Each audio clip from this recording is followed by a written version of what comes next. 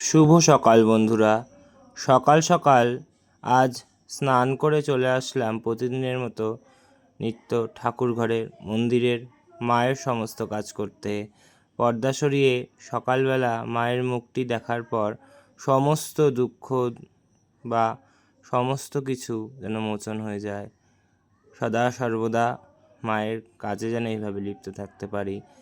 মন্দিরের বাসন মেজে মন্দিরে নাট মন্দির পরিষ্কার করে সমস্ত কিছু পরিষ্কার পরিচ্ছন্ন করে চলে গেছিলাম ছাদ বাগানে ফুল তুলতে মায়ের পুজোর জন্য। দেখুন, ছাদ বাগানে আজ এত ফুল ফুটেছে যে গাছের পাতা জবায় ঢেকে গেছে।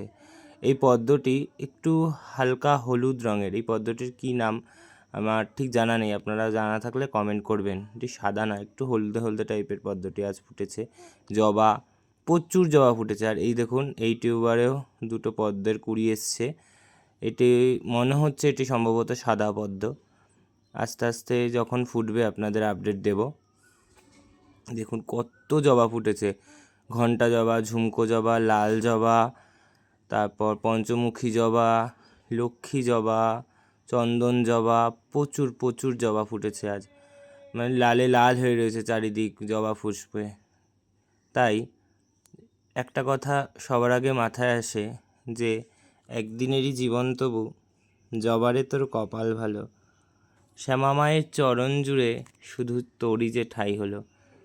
একদিনের জীবন, তবু তার ভাগ্য দেখো কি সুন্দর।